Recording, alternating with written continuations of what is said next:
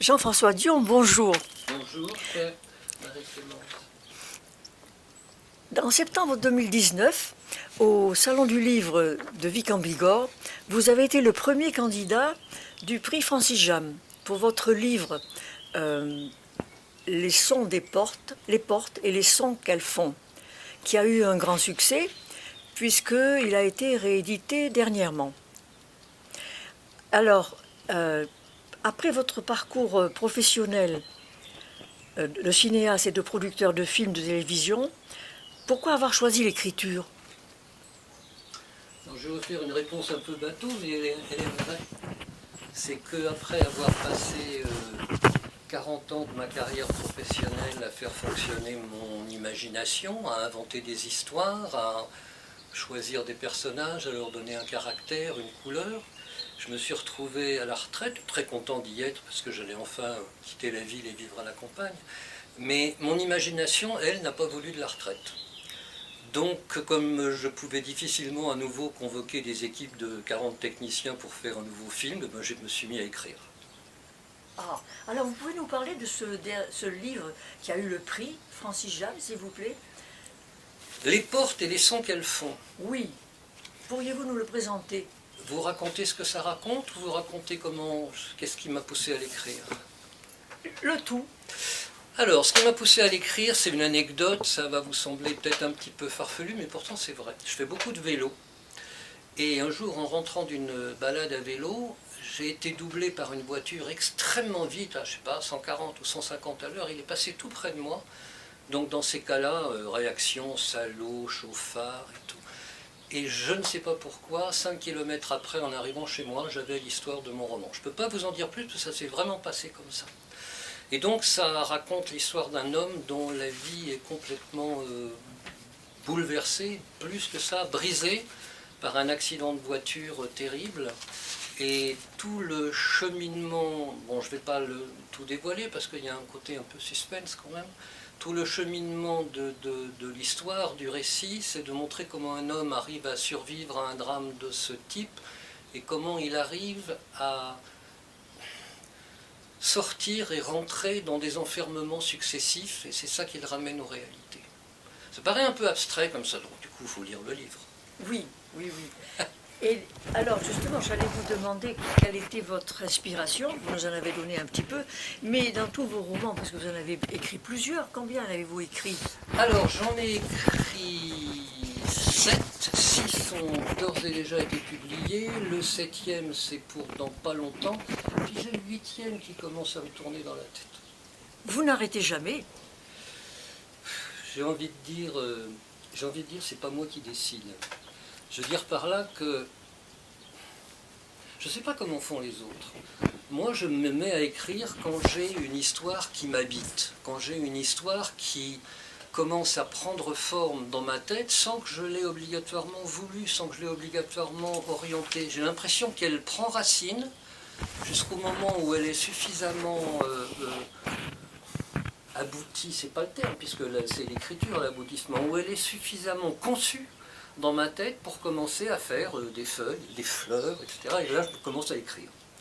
Voilà, donc ça se passe toujours comme ça. C'est pas un plan de me dire à telle date je dois écrire tel bouquin, à telle autre. C'est les choses viennent ou ne viennent pas. Pour l'instant, elles viennent. Le jour où elles ne viendront plus, je cesserai d'écrire. Alors, avez-vous des thèmes récurrents dans vos romans? Oh, vous qui les avez lus, vous le savez bien. Oui, il y a des choses qu'on retrouve sans arrêt. On retrouve sans arrêt l'abandon, la culpabilité, les rapports parents-enfants, surtout les rapports père-fille, la fuite. J'ai beaucoup, quasiment dans tous mes romans, le personnage fuit, soit lui-même, soit des passés qui lui plaisent plus, soit un tas de choses. Oui, évidemment, mais je pense que c'est pas très original. Quelqu'un qui écrit, de même qu'un musicien, de même qu'un peintre, on a un monde. Si on a besoin de s'exprimer, c'est parce qu'on a envie de libérer, alors aussi qu'il soit de le faire connaître, mais surtout de libérer notre monde intérieur, et donc notre monde intérieur, il tourne obligatoirement autour de quelques obsessions récurrentes. J'ai envie de dire, c'est presque un petit peu une pirouette, mais pas entièrement faux, ça fait faire des économies de psychanalyste. Oui, et vous avez aussi écrit un dernier roman, Philippe et Philippine, qui vient de sortir chez l'édition Hasard à Toulouse. Est-ce que vous pouvez nous en dire quelques mots? Alors, Philippe et Philippine, au départ, je voulais parler de deux thèmes qui me tournaient dans la tête depuis très longtemps, que sont la notoriété, la célébrité. J'ai passé toute ma carrière professionnelle entouré de gens célèbres et à observer la manière dont l'un et l'autre, l'une et l'autre vivent cette notion d'être célébrité. Il y a des gens, Johnny Hallyday ne pouvait pas sortir de chez lui pour acheter un paquet de cigarettes, c'est pas possible, il ne pouvait pas, c'était physiquement impossible.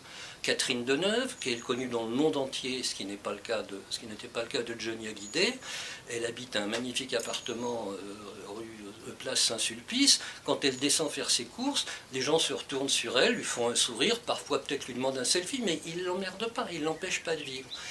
Ça, c'est la manière dont on subit la célébrité. Et puis, il y a une autre manière de la subir, qui, elle, est beaucoup plus pathétique.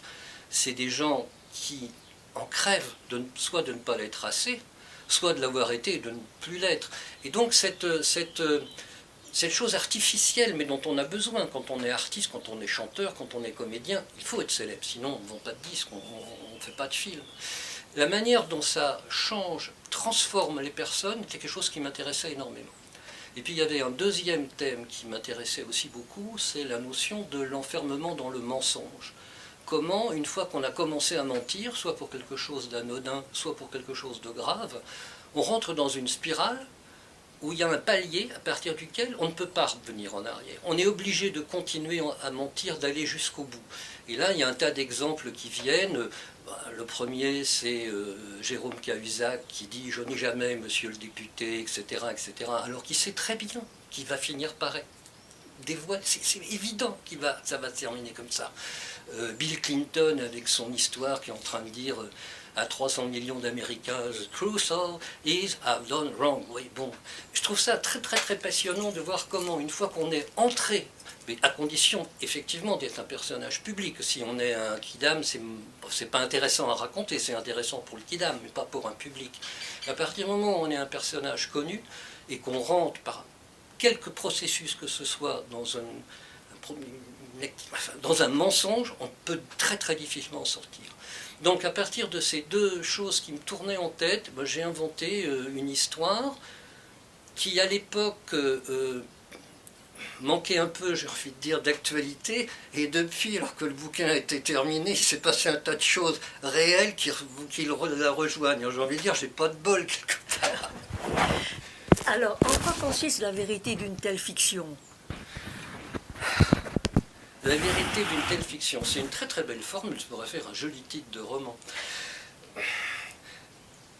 Je ne sais pas bien, est-ce que c'est la vérité qui entraîne le mensonge, la fiction, ou est-ce que c'est le mensonge qui vient tripoter la vérité? Finalement, on arrive au même point, à la même conclusion. Il y a un moment où on ne peut pas faire autrement, soit de plonger dedans, soit de disparaître de quelque façon que ce soit, partir, fuir, se tirer une balle, j'en sais rien.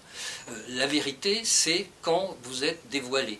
C'est la différence entre une personne, entre guillemets, normale, confrontée à ça, et un mythomane, c'est que la personne normale, elle y survit mal ou pas.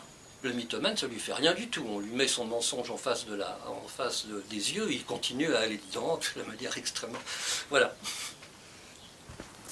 Merci beaucoup, Jean-François Dion, pour cet échange qui nous a permis d'approcher votre chemin d'écriture et nous attendons avec impatience vos prochains romans. Ce sera avec grand plaisir que je les présenterai à votre prochain salon. À bientôt. Au revoir.